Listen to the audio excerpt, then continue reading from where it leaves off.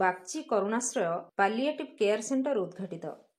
ଏହି କରୁଣାଶ୍ରୟ ହେଉଛି ମାନବୀୟ ଆଦର୍ଶର ଶ୍ରେଷ୍ଠ ଉଦାହରଣ। ଭୁବନେଶ୍ୱର ଇନ୍ଫୋସିଟି 2 ଅଞ୍ଚଳରେ ମୁଖ୍ୟମନ୍ତ୍ରୀ Shri Mohan Charan Majhi Bagchi Karunashray palliative care centre ଉଦ୍ଘାଟନ କରିଛନ୍ତି। ସୂଚନାଯୋଗ୍ୟ ଯେ ଏହି ସେଣ୍ଟରଟି ବାଙ୍ଗାଲୋର ହସ୍ପିସ୍ ଟ୍ରଷ୍ଟ ଅନ୍ତର୍ଭୁକ୍ତ କରୁଣାଶ୍ରୟ ଅନୁଷ୍ଠାନର ସହଯୋଗ ଏବଂ ଶ୍ରୀମତୀ ସୁସ୍ମିତା ବାଗ୍ଚି ଓ ଶ୍ରୀ ସୁବ୍ରତ ବାଗ୍ଚିଙ୍କ ଆକୁଣ୍ଠିତ ଅନୁଦାନରେ ପ୍ରତିଷ୍ଠିତ ହୋଇଛି।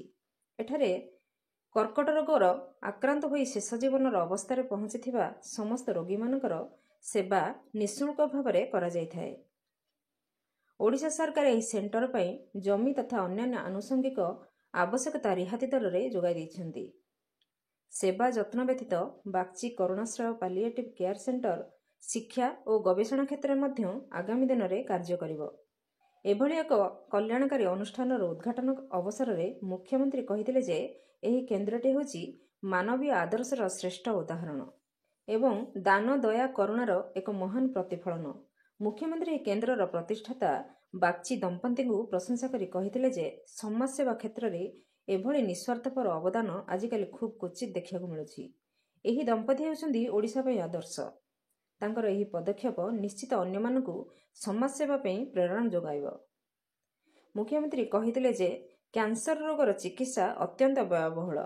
ଏଭଳି ପରିସ୍ଥିତିରେ ବାଗ୍ଚି ଦମ୍ପତିଙ୍କର ସ୍ୱଳ୍ପ ମୂଲ୍ୟର ଚିକିତ୍ସା ପାଇଁ ଭୁବନେଶ୍ୱର ଏକ ବିଶ୍ୱସ୍ତରୀୟ କ୍ୟାନ୍ସର ହସ୍ପିଟାଲ ଏବଂ ଯେଉଁ ରୋଗୀମାନଙ୍କର ବଞ୍ଚିବା ଆଶା କମ୍ ରହିଛି ସେମାନଙ୍କ ଯନ୍ତ୍ରଣାକୁ ଲାଘବ କରିବା ପାଇଁ 110ଟି ଶଯ୍ୟା ବିଶିଷ୍ଟ ପାଲିଏଟିଭ୍ କେୟାର ସେଣ୍ଟର ଜରିଆରେ ମାଗଣାରେ ସେବା ଯୋଗାଇ ଦିଆଯିବ।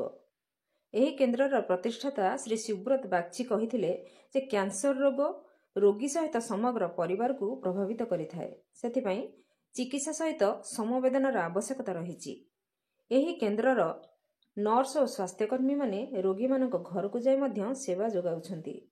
ସମସ୍ତଙ୍କ ସହଯୋଗରେ ଏହି କେନ୍ଦ୍ର ପ୍ରତିଷ୍ଠା ହୋଇପାରିଛି। କ୍ୟାନ୍ସର ଚିକିତ୍ସା ସମୟରେ ସରକାରଙ୍କ ଉପରେ ଛାଡ଼ିଦେଲେ ହେବ ନାହିଁ। ଆମ ସମସ୍ତଙ୍କୁ ଏଥିରେ ସହଯୋଗ କରିବାକୁ ପଡ଼ିବ।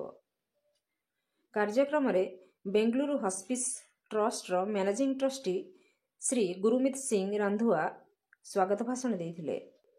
ବିଧାୟକ ଶ୍ରୀ ବାବୁ ସିଂ, ବିଧାୟକ ଶ୍ରୀ ଆକାଶ ଦାସ, ମୁଖ୍ୟ ଶାସନ ସଚିବ ଶ୍ରୀ ମନୋଜ ଆହୁଜା, ଉନ୍ନୟନ କମିଶନର ଶ୍ରୀମତୀ ଅନୁ ଗର୍ଗ ପ୍ରମୁଖ କାର୍ଯ୍ୟକ୍ରମରେ ଉପସ୍ଥିତ ଥିଲେ। Bureau report, Nagaraj news.